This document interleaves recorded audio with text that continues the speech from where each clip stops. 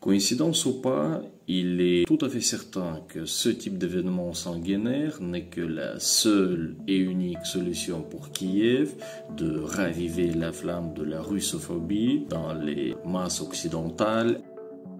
Lui, c'est Oleg Nestarenko, c'est quelqu'un qui n'est pas journaliste, qui n'est pas expert en géopolitique, qui n'est pas historien non plus, et pourtant à partir de 2023, il va faire de cette activité de production de contenu très alignée sur l'agenda du Kremlin et de la Russie, l'une de ses activités principales.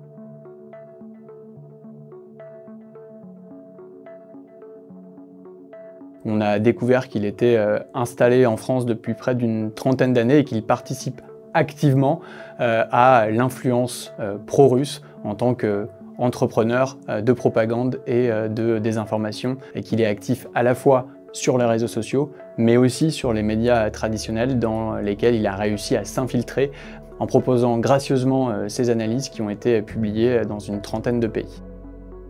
C'est quelqu'un pour qui les faits importent peu, ce qui compte c'est le récit. Il va par exemple présenter le massacre de Boutcha, qui est une série de crimes commis par les forces armées russes, qui ont été largement documentés à la fois par les médias occidentaux, mais également par des médias russes en exil qu'il ne cite pas. Il va le présenter comme une mise en scène criminelle du régime de Kiev.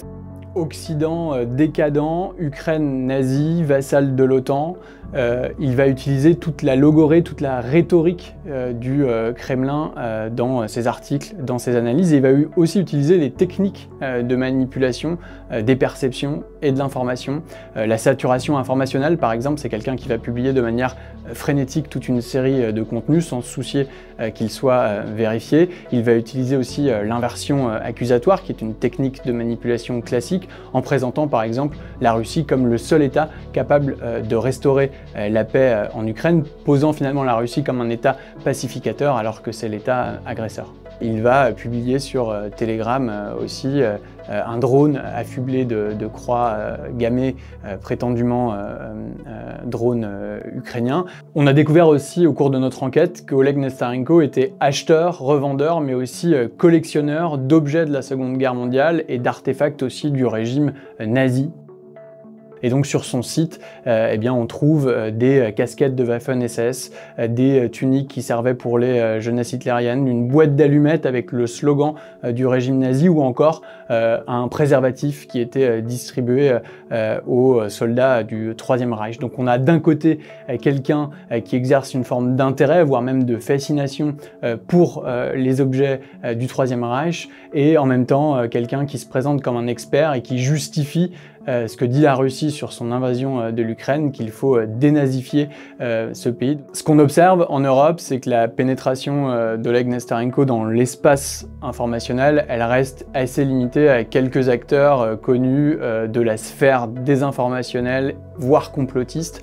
On peut citer par exemple François, qui est un média français qui a perdu son agrément presse il y a quelques années pour son traitement de la pandémie de Covid-19. On le retrouve aussi publié chez Pravda, un site internet russe connu pour être aligné sur le Kremlin, et aussi connu pour avoir soi-disant révélé la découverte d'ossements humains et d'extraterrestres sur la planète Mars. Mais également des publications plus sérieuses, notamment en Afrique, dans Ouakat Serra au Burkina Faso, sur le site d'El Watan également en Algérie. Donc il va réussir le tour de force en quelque sorte de pénétrer l'espace informationnel francophone en Afrique avec ces contenus qui relèvent pour une large partie de la propagande, de la distorsion des faits et de la manipulation des opinions. Nous avons évidemment contacté Oleg Nestarenko. Il se pose en acteur isolé citoyen, et sa motivation, c'est de contrer ce qu'il qualifie de machine de propagande européiste et otanienne. Ce sont ces termes qui donneraient une vision finalement biaisée de ce qui se passe en Ukraine et de la Russie. Au cours de l'entretien, il va nous sortir cette phrase qui illustre bien les contradictions du personnage. « Je partage des choses que je trouve intéressantes, mais je n'ai pas le temps de les vérifier. Donc on a à la fois quelqu'un qui se pose comme un soldat investi d'une mission qui serait de montrer finalement la réalité que les médias occidentaux chercheraient à cacher, et puis de l'autre, quelqu'un qui poste de manière frénétique des contenus non pas basés sur des faits, ça lui importe peu, mais qui vont servir son récit et qui sont parfois ouvertement faux. Dans sa mission, il n'hésite pas à recourir à tous les moyens à sa disposition, y compris visiblement ses propres enfants, puisqu'on va retrouver publiées sur un site pro-Kremlin des lettres écrites par ses enfants, des lettres de soutien à l'armée russe, dans lesquelles l'un de ses enfants, à 10 ans, écrit, ce sont ces mots, que les Ukrainiens sont des fascistes dont il faut se débarrasser. C'est assez glaçant. Il faut bien comprendre que dans la guerre hybride que mène la Russie, cette partie de la guerre qui se joue sans uniforme, qui se joue sans balles, mais avec des visuels et avec du récit, il s'adresse moins finalement à notre cerveau et à notre capacité à raisonner qu'à nos perceptions, à créer le doute. Il s'adresse à notre imaginaire. Et si finalement la guerre en Ukraine était peut-être plus compliquée. Lors de nos échanges, Oleg Nesterenko s'est aussi avéré être parfois menaçant, et notamment par mail. Il promet par exemple des représailles médiatiques et souhaite faire publier tout un dossier d'enquête qu'il mènerait lui-même sur RSF. Donc c'est aussi quelqu'un qui va utiliser RSF à des fins de propagande pour crédibiliser son discours et sa position de micro-entrepreneur de l'influence russe installée en France.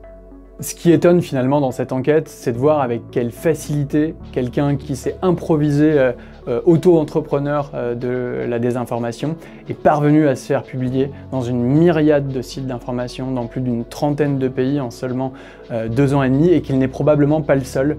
Si on prend l'exemple du principal groupe Facebook qu'il anime avec 145 000 membres, il y a une vingtaine, trentaine de contributeurs réguliers. Qui sont ces individus? Est-ce qu'ils sont liés entre eux? Y a-t-il d'autres micro-entrepreneurs de la désinformation? Font-ils partie d'un réseau? Ça fait partie des sujets sur lesquels on va continuer à enquêter.